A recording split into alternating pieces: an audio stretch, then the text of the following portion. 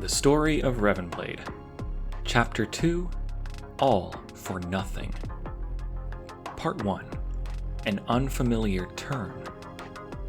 A cacophony of sirens rang across the claustrophobic corridors, stirring the dormitory reluctantly to life. Noise was no stranger to the students, as 5th Division rarely slept. It was the pinnacle of industry, as First had described it, and around-the-clock work was required to meet the demands of the other divisions. It was 5 a.m, and the first streaks of sunlight had yet to pierce the starlit sky, but for the young students in 5th, it was time to get to work for their first shift. The dimly flickering bulb in Layla's little room switched off momentarily before flooding the room with a warm yellow light and the familiar buzzing noise it had been making for the past 4 months. She stretched, taking a moment to pretend she was still asleep before begrudgingly sliding her feet off her bed onto the concrete floor and walking to the sink to splash some cold water in her face and run her wet fingers through her dull pink hair and tie it into a ponytail. It had been a long summer, but her final year of studies for a chance to be promoted to 3rd Division was set to begin in 1 week. Layla leaned against the sink, glancing across the posters and projects scattered across her floor, desk, and white brick walls. Sure, some of her ideas could be promising, but why did she kid herself? Most of it was just junk. Her eyes settled on the corporate slogan above the window. To honor your role is to have meaning. It was a good slogan. Each division, after all, had a role to play in the capital, and it was important to remember that any job that kept the city alive was honorable. Still, it would be nice to get carded for permission to visit First someday. A dull horn blared outside her window. Transport trucks were here. Layla quickly stepped into her boots before slinging her leather backpack over her shoulder and heading out the door into the corridor. Time enough to tie her boots when she got on the transport. She hurried down the hallway, swiping her card at the security door before stepping out of the building. Although the sun had yet to awaken from her slumber, the horizon was full of lights.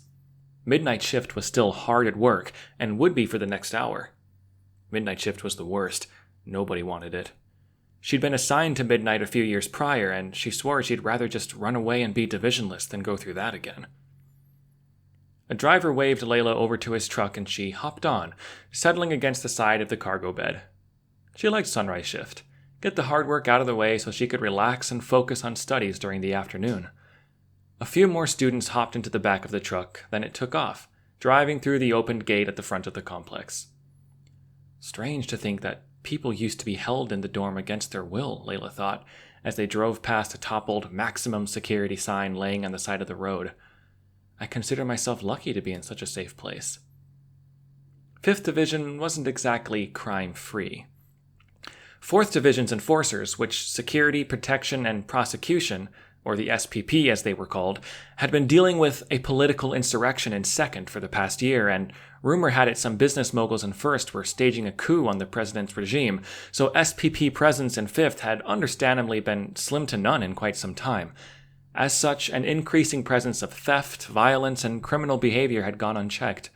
Normally, breaking the presidential rules of personal conduct meant either becoming divisionless or death, but the SPP had much more important security measures to worry about than a few crime sprees in 5th. Layla shut her eyes, settling into the truck bed and feeling the old suspension strain to handle every familiar bump, pothole, and bend in the tattered road. The drive to the metalworks plant was 20 minutes at least. Might as well make the most of it. An unfamiliar turn broke the monotony. The truck had turned right instead of left. Layla looked around, confused. This was not the path to the factories. She considered voicing her concern, but she knew better than to question a supervisor. That was a quick and easy route to midnight shift. She looked at the tattered buildings, shops, residences, and rooftops glowing in the sunrise. So much progress had been already made in 5th. Not 10 years ago, these buildings were still completely destroyed. Now, almost half of them had been rebuilt, and she had even overheard from an architect that there were plans of a new storage and trade building that would be 15 floors tall. Tall buildings weren't anything new, as she could see some of the towers that were over 50 floors high in 1st, but to have such a tall structure in 5th was unheard of. The truck continued driving down the bumpy road, eventually reaching the border security gate separating 5th from 1st.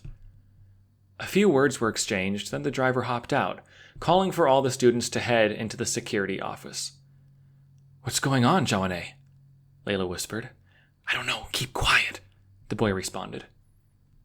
The students stepped cautiously out of this truck bed and entered the security office in single file as instructed. After carting in and being fingerprinted, the 12 students were brought into a conference room and asked to take a seat. Shortly thereafter, a dignitary from First stepped into the room. "My name is Cosme," she said, not even bothering to look at the seated students. "We have a problem. Yesterday's windstorm damaged one of the covered gardens behind President's residence. Unfortunately, the metal artisans from Second have joined the architects in their protest, so we can't risk bringing them so close to the President. As such, we need you to take their place." Cosme turned to face the students, her posture showing a mindset of superiority and arrogance she hardly bothered to hide. "The job is simple. We need you to cut off the broken metal supports for the arched garden roof, realign it with the other roofs, and weld new structural beams underneath. We have elected the 12 of you, as not only has your work been deemed exemplary by your superiors, but your testing results from classwork are also in the highest percentile. You will be expected to work efficiently, not disrupt anyone, and say nothing of this day's work back in 5th. If you comply, you will be rewarded with consideration for promotion to a higher division when you graduate. Any questions?" Jawane raised his hand and began to speak, but was immediately interrupted by a glare from Cosme. "First thing you need to learn is that I will not be questioned by you. Additionally, you are expected to be skilled metal crafters, so you should not have any questions. Understood?" The students quietly nodded, and with that were led back out of the conference room into the clean, fancy street on the other side of the security gate. "Welcome to First," Cosme smirked. "Come this way and try not to touch anything." Part 2. Blunt Force Trauma. Hot water ran through Layla's grimy hair as she scrubbed furiously to get all the dirt and dust out of it. Before they could head to the President's residence, they had to look the part. Cosme had made it clear that it was not acceptable for them to be seen in such a messy state of being. It was true, as residents in 5th were only allotted 1 shower per week, and you'd be lucky if your water was even lukewarm. Having access to unlimited hot water, not to mention multiple different soaps, many of which were just apparently for cleaning hair, was a fool's dream back home. Layla closed her eyes, enjoying the experience, then reluctantly turned off the water and dried off. A work uniform had been laid out for her. A white, long-sleeved shirt, fancy green vest, and matching black pants and boots. She slipped into the comfortable new outfit, pulled her hair back into her usual ponytail, and joined the others who had already changed. They were apparently in the Capitol building, where all the politicians and representatives from all the different cities across the ever-expanding country convened. After the rest of the students had showered and changed, they rode the elevator back down to the main floor and headed out across the busy street to the gardens. Life was completely different here compared to 5th.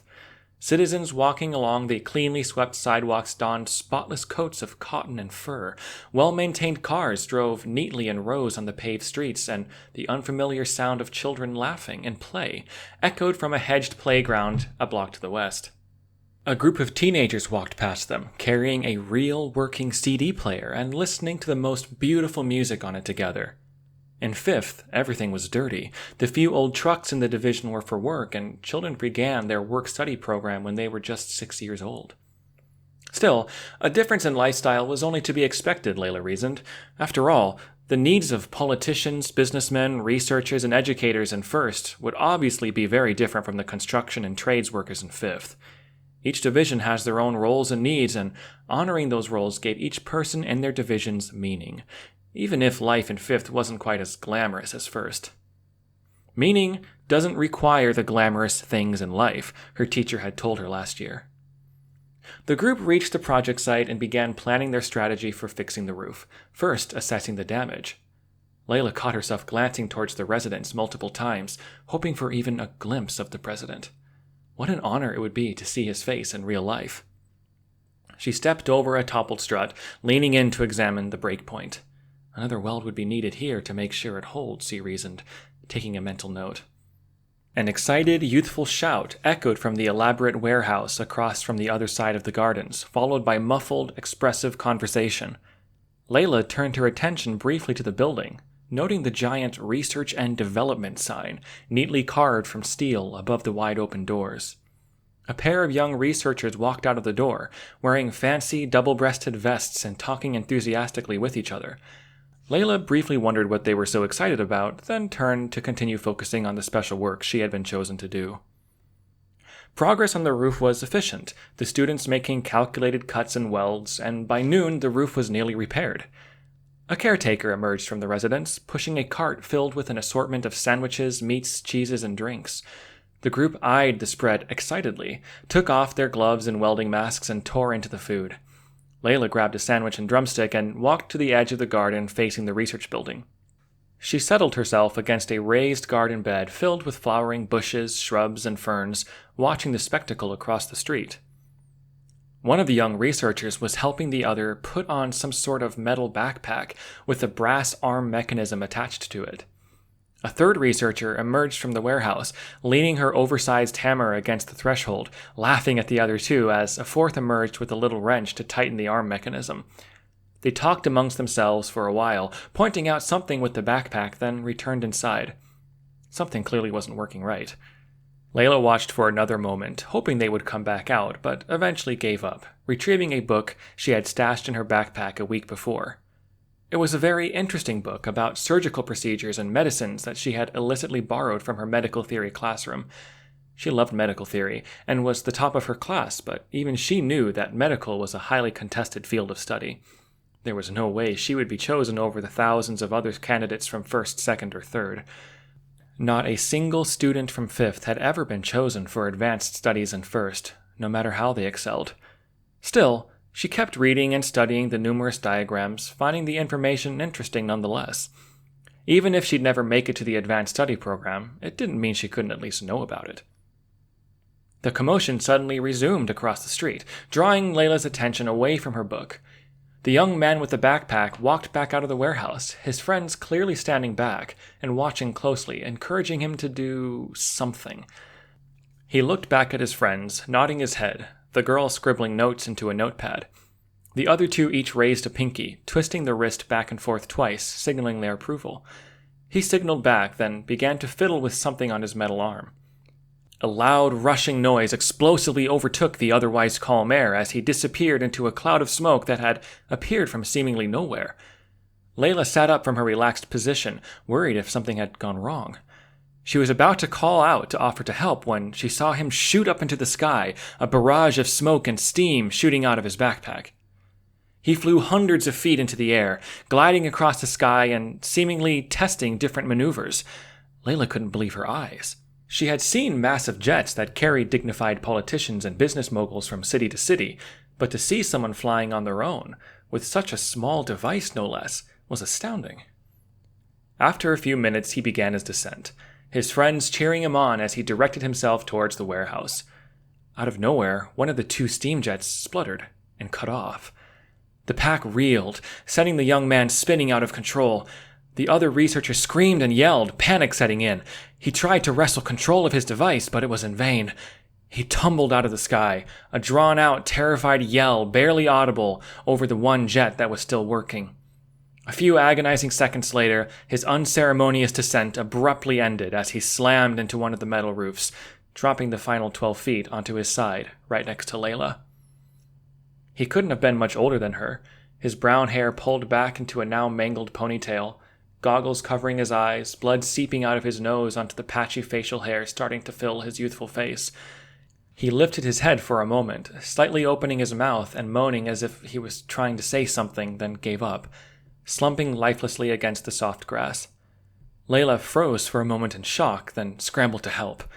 She knew what to look for because she had read about it.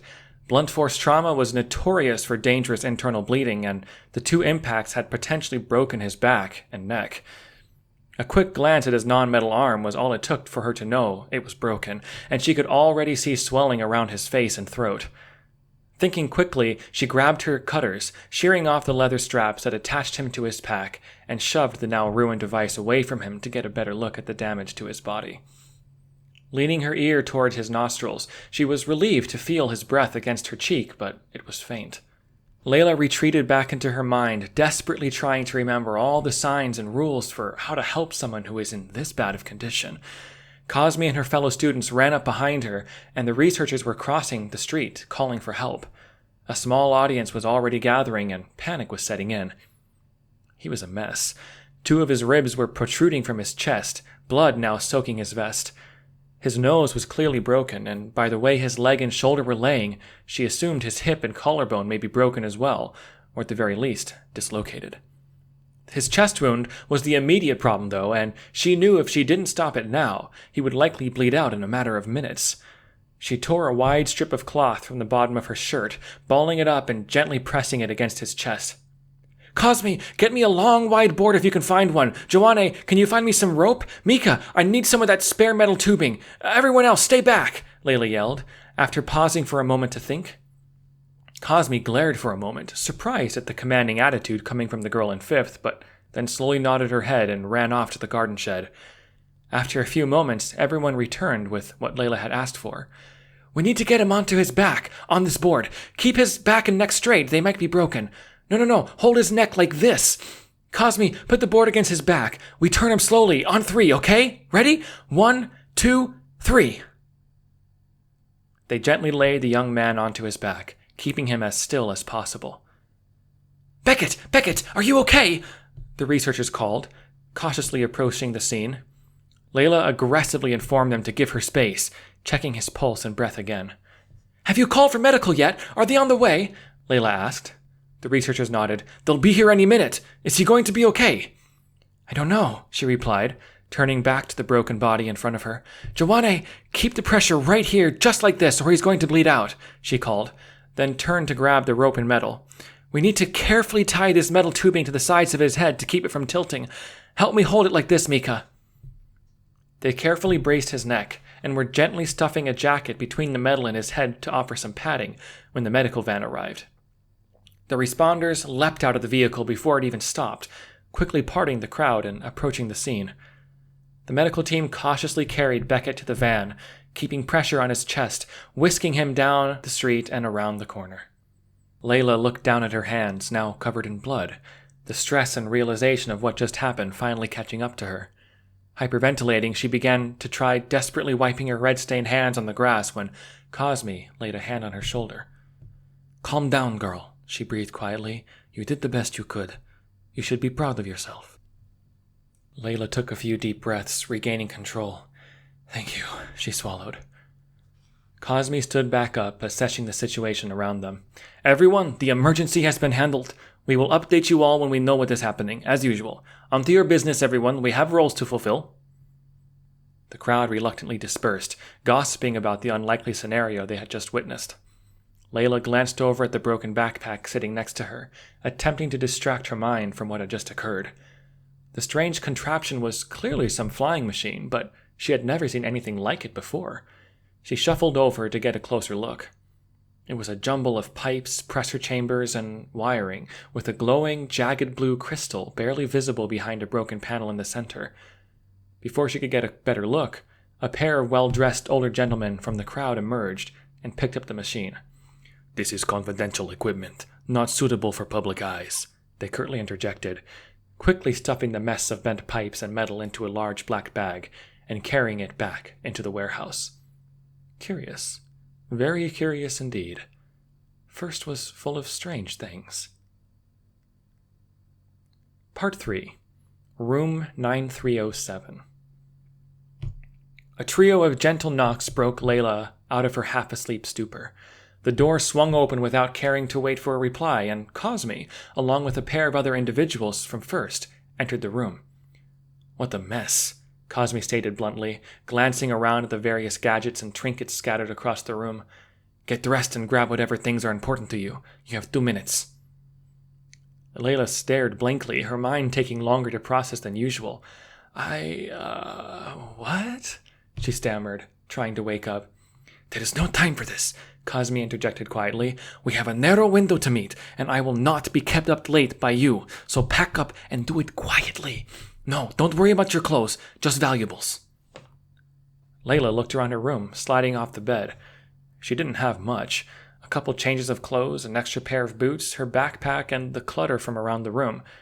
No, there was nothing here worth taking on whatever excursion Cosme had in mind. Did I do something wrong? Am I in trouble? Cosme, I promise I didn't say anything. No, you're not in trouble, Cosme interrupted. Just hurry up. We need to get going. Cosme seemed to have a habit of interrupting. I think I have everything I need in my backpack already, Layla responded, slipping into her boots and sleepily throwing her backpack over her shoulder. But where are we going? What's going on? I'll explain in the transport. Follow me. Cosme stepped back out of the room and strode silently down the hallway, not turning to see if Layla would follow. Not as if she had a choice in the matter. The other SPP enforcers who had come with her clearly weren't going to let her stay behind. She quickly stopped at her sink to splash her face with water and tie her hair back before following down the quiet hallway. A very sleek and clean transport vehicle was waiting behind the back door of the complex. Cosme nodded with her head, signaling Layla to get in before hopping in herself. Layla turned back, stealing a glance at the place she had called home for the past 7 years. Somehow, she felt she may not ever see it again. She stepped into the transport and settled into the luxuriously cushioned leather chair, holding her backpack on her lap. She rubbed the sleep out of her eyes, feeling the adrenaline finally starting to kick in. She should have tried harder to sleep last night, she knew it, but after the events of the prior day, it had been impossible to calm her mind down.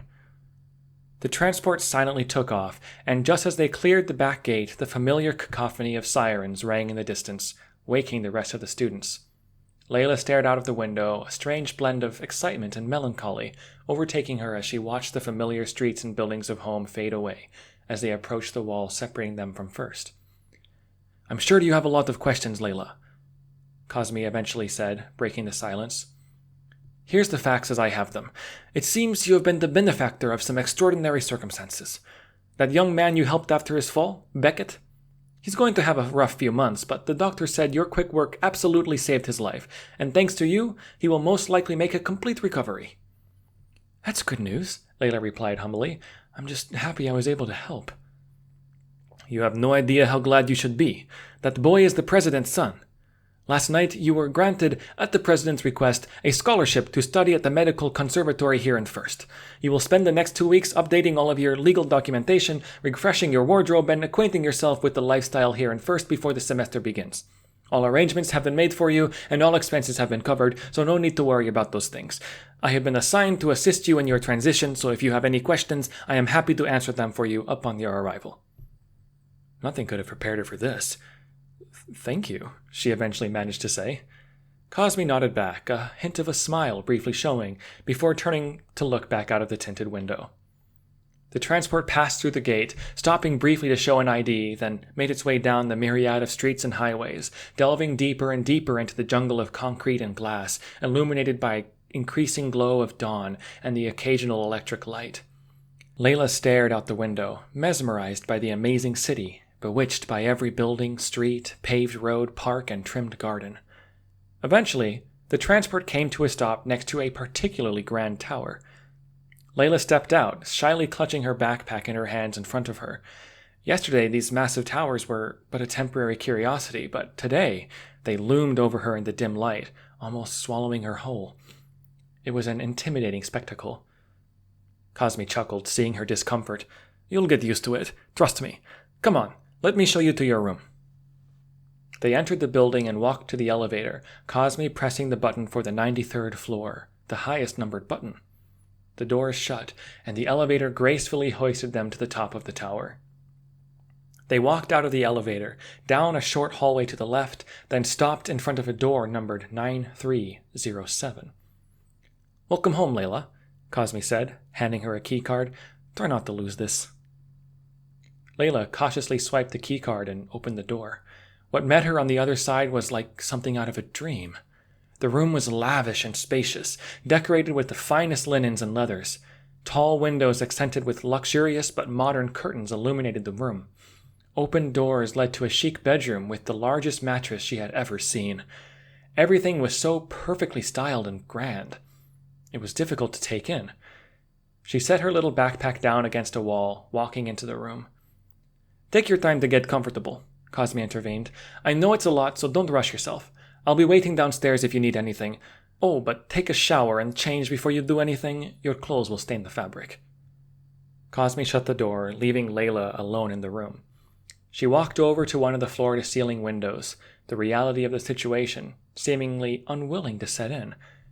This was insanity. She had to be dreaming. But she wasn't. Part 4. Stitches and Schemes. The warmth of sunrise beckoned through the open window, calling the world gently to life. Layla stretched, shaking the cobwebs out of her head. It had been nearly 6 months since her promotion to first, but she still wasn't used to this lackadaisical lifestyle. She sat up in bed, leaning against the cushioned backboard, and took a moment to enjoy the view out of her window before rising and heading to her desk to write in her journal. Journaling was a habit she had elected to pick up shortly after her unceremonious exit from Fifth. The days back home all seemed to blend into each other with next to no distinction from day to day, but here it was not the case. Each day presented fascinating new experiences, people, flavors, sights, smells. Every day was so much to take in, so much she hoped to one day share with her friends back home. As such, she decided to start writing about her experience.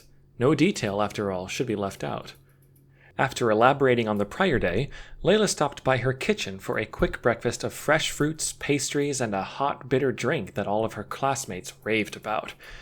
Checking to make sure she had all of her books and research, she slid them into her trusty old backpack and headed out to the conservatory. The conservatory was a magnificent mixture of classical and postmodern architecture, robust black and white marble columns mixed with a grid of hexagonal black-stained glass, metallic shapes and patterns jutting from seemingly random facades, slate parapets lining the roof that were accessible, and metallic red trim hemming the structure with color. It was truly an inspirational place to be. No wonder the premier students from the arts and research field studied here. Layla walked into the imposing building, nodding hello to a few passers-by, navigating up the minimalist wood and glass staircases to her classroom on the 3rd floor. She never got tired of learning of the wonders of the human body. So much knowledge had been lost from generations past, and it was a beautiful challenge to sift through all the conflicting data from their forefathers, unraveling what they knew. She had vowed to not waste this opportunity, and her dedication had quickly accelerated her to becoming the top student in most of her classes. She felt she owed it to the world around her to learn as much as she could and to give the best showing of what students in 5th can offer. Perhaps through her diligence, more students from 5th will get opportunities for advanced studies in her wake. The dawn faded into dusk quickly as usual.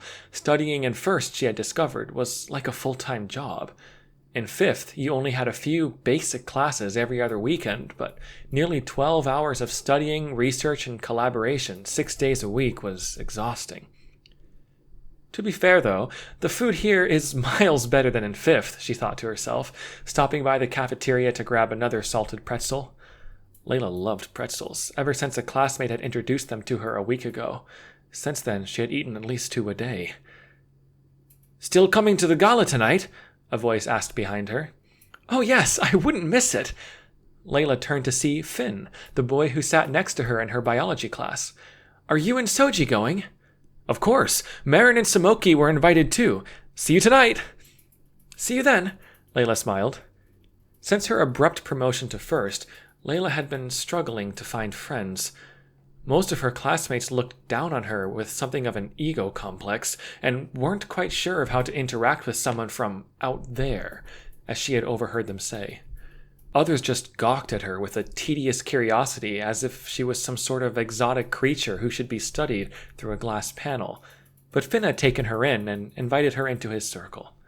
Finn was a medical student like her, along with Marin, but Samoki was a musician, and Finn's fiancée Soji was a horticulturist and geologist. They were quite the inspiring group, as they had all done such amazing things already in their lifetime. Finn and Marin had been on a team that discovered a cure for multiple types of blindness.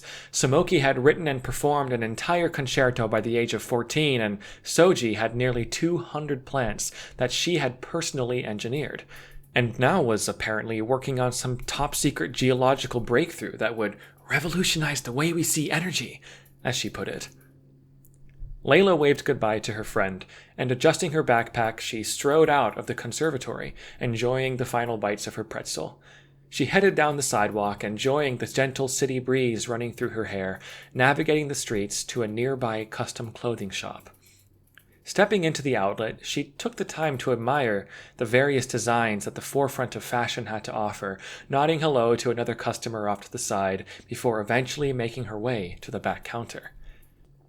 "Hi, Mr. Andrade. I'm here to pick up the dress for tonight," Layla said, grabbing the attendant's attention. "Ah, yes, Layla," the eccentric designer responded, glancing up from some fabrics he was stitching. "I've got it right back here for you. I hope you don't mind. I've made a few extra adjustments to some of the hems and stitching since we last met. No extra cost, of course." "No, I don't mind at all. I'd love to see what you came up with," Layla replied. Layla had very much enjoyed their design process when she had been in to get fitted for the outfit 2 weeks prior. Mr. Andrade was a genius when it came to design, not to mention a charismatically enjoyable yet stately person to interact with. No wonder first citizens, even from other cities, would fly in just to have their attire designed by him. She slipped into the dressing room, cautiously removing the elaborate dress and heels from inside its cover and putting it on. After briefly admiring the designer's work, she stepped out into view of the rest of the shop. "Ah, magnificent! My darling, you are a star! Step up here and spin around, please. Let me see all the angles. I have to make sure every thread and stitch is perfection." Stepping up into the illuminated platform surrounded by mirrors, Mr. Andrade carefully inspected his work, taking a few scribbled notes into a tablet. "You really have outdone yourself, Mr. Andrade," Layla commented. "I've never worn such a fancy thing in my life." She took the time to glance at herself more clearly in the mirror. It was indeed quite the alluring fashion statement. Elaborate but subtle geometric patterns of chromatic silver, gold, and bronze fabrics coated the knee-length dress up to the tall collar around her neck. Delicate layers of sheer black fabric, etched with soft gold patterned stitches, draped from her arms to her wrists under her exposed shoulders, and a pair of beautiful draping gold earrings accented with black diamonds complemented the similarly styled bracelets on her wrist. A pair of elaborate black heels dotted in gold and copper accents completed the look. Mr. Andrade continued inspecting the dress and taking the occasional measurement, eventually deciding he was satisfied with his work.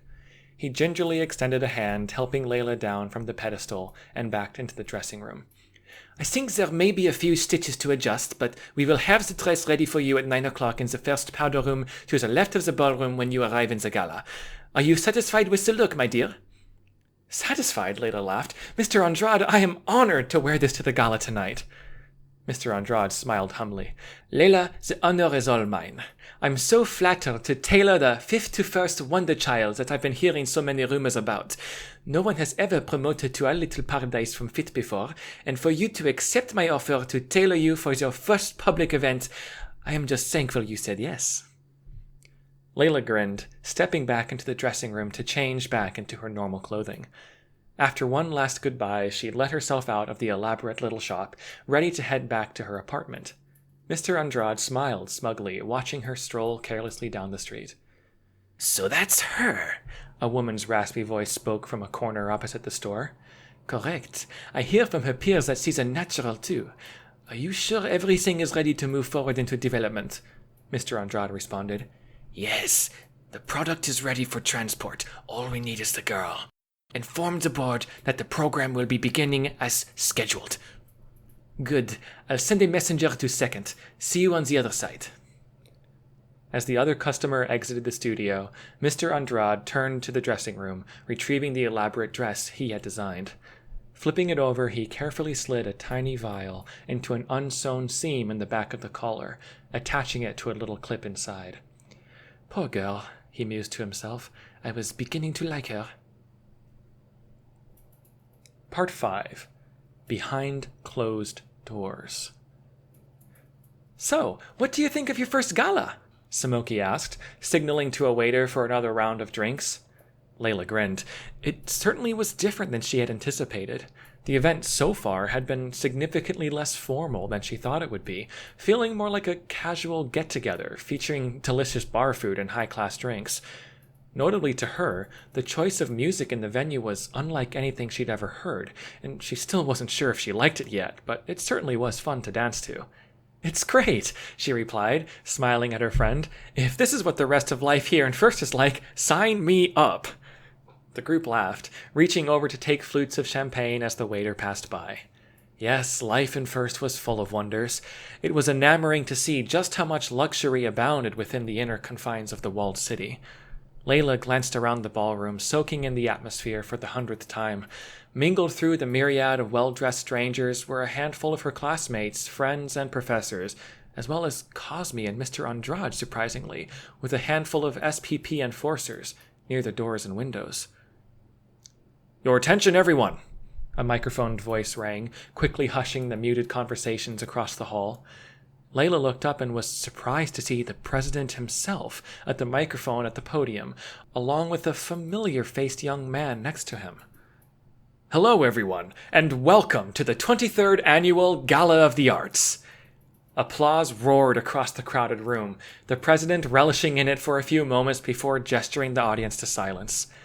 "I am pleased to see so many familiar faces back here, as well as many new faces. Thank you all so much for coming. Tonight is for you, the students, businessmen, educators, researchers, diplomats, executives, and anyone else who received an invite.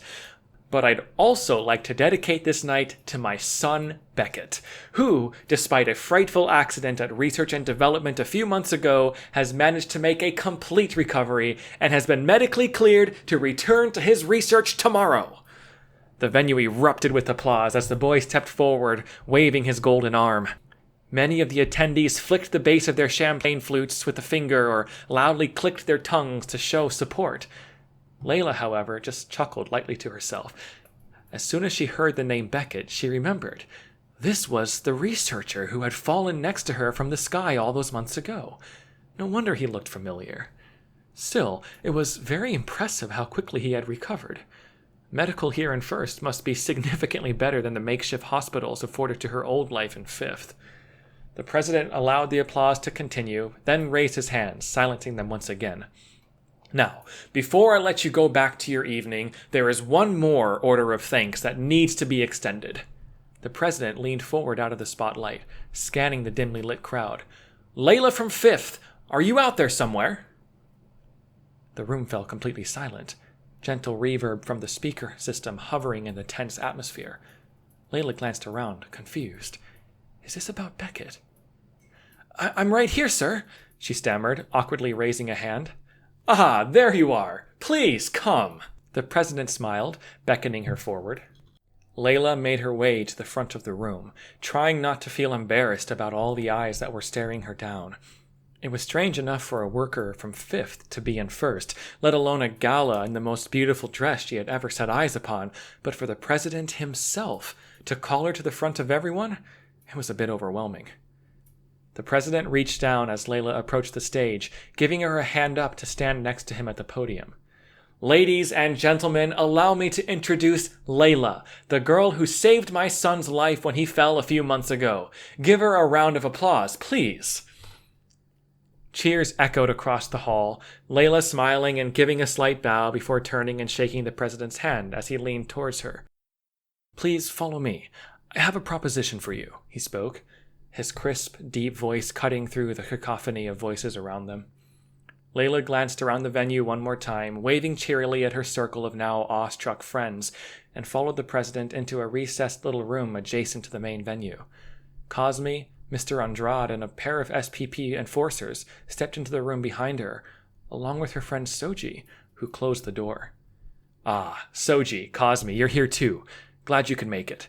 Have a seat, Layla," the president commented, gesturing to an empty seat around the conference table. Layla took a seat in the old leather chair, rolling herself up to the table, attempting to look like she belonged. The initial wave of discomfort had passed, and now she was intrigued. She took a moment to look around the conference table. There were a few faces she recognized as prominent businessmen and politicians, but most of them she did not recognize. Beckett was there, and curiously, Mr. Andrade was seated right next to the president, and the two of them were briefly discussing something in low tones. Seated to her left was one of the two older gentlemen who had come and taken Beckett's backpack device, just as she was getting a chance to examine it. Against each doorway to the room stood a pair of soldiers holding elaborate metal staves and wearing silver coats trimmed in red. They looked nothing like any SPP enforcer she had ever seen before. An ornate little wooden box sat in the middle of the table. Hard to draw any solid conclusions at this point, she thought. A woman's raspy voice across the table from her broke the muffled discussions. "Layla, I want to start off by congratulating you on your academic excellence. Top of the class in just about every field of study you are taking. It's very impressive, especially considering how stunted your education must have been coming from 5th. We're all very proud of how you flourished here in advanced study. And as such, we feel you deserve the opportunity to join a top-secret research program we've recently begun looking into," Mr. Andrade added. "When dear Beckett had his unfortunate accident, I understand you had a few moments to examine his steam propulsion pack, correct?" Layla nodded. "It was quite a mangled piece of equipment by the time I got to see it, though." Yes, but was there anything in particular that caught your eye about it? Any details that seemed particularly unusual about the pack?" Layla frowned, trying to remember. "I guess a few things come to mind. I've never seen someone be able to fly like that before. The arm thing was odd too at first, but now that I think about it, I'm guessing it was some sort of way to control your flight. Oh, and that glowing blue crystal in the middle of it was also strange. I mean, what do you need a rock in there for?" Mr. Andrade looked over at Soji against the wall, who nodded, then at the older gentleman from the crash, who also shrugged then nodded, glancing back over at Soji. "Layla, remember how I've been mentioning my current research as a top-secret energy project?" Layla looked over at her friend, realizing her research must be significantly more important than she had ever been letting on, slowly putting the clues all together. "Soji, don't tell me that a blue rock can actually generate energy somehow. You're sounding like a hippie from those old history books." Soji shook her head. "No, Layla, these crystals are different. We don't know where they came from, and their chemical makeup is, for lack of a better word, an inverse of what we typically attribute to anything we've ever observed. They behave in very odd ways, growing more like a fungus than a typical rock formation. They seem to have limitless amounts of power that you can draw from them, limited only by the size of each shard we've experimented on, and under the right conditions, they even seem to break some of the traditional laws of physics, disrupting space-time, gravity, mass, and so many other phenomena." Beckett leaned forward, opening the box to show a collection of a few glowing crystals. "These are a few small shards of those crystals, Layla," he said, picking up one with his golden arm. Now that she could see it up close, it was clear his entire arm had been replaced with metal, as well as a good portion of his shoulder and side. Amazing. "These crystals allowed me to recover from my injuries with no lasting damage whatsoever," he continued. "I wouldn't have made it through the weekend, too much swelling in my brain. It was very experimental, but since I was going to die anyway, we decided to try and see what the crystals can do in a real human. Placed one of these right against my heart. The results? I was cleared of bed rest and ready to go home within 2 days, completely healed. It is a shame we had already amputated my arm due to complications, but the crystal in my chest somehow knows to power my new metal arm too." "What we want to know is, would you be willing to apply your medical expertise towards furthering human testing in regards to what these crystals can do?" the President interjected. Layla leaned forward, carefully picking up one of the crystals and holding it up to the light. "So you're saying you just stuck one of these into your chest and you were healed in 2 days?" Soji stepped forward, placing her hands on the table next to Beckett. "That is exactly what we're saying." An unfamiliar older gentleman at the table cut into the conversation.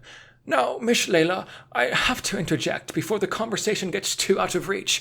As a financial benefactor behind our prestigious universities across the country, many of us found it troubling how our president superseded the board by inviting you into First for advanced studies without consulting us first. It breaks tradition, and we fear the people in 5th may all begin to lose the meaning behind their lives by dreaming up fantasies of abandoning their roles in a wild chase to follow in your footsteps. As of now, everyone in 5th believes you ran off, joining the divisionless in a little settlement to the east. We simply cannot allow them to know the truth." The President nodded. "So, given the predicament I managed to get you into, Mr. Andrade has helped me realize a perfect compromise. The potential behind integrating crystals into people to augment them or make them stronger somehow has many of us intrigued.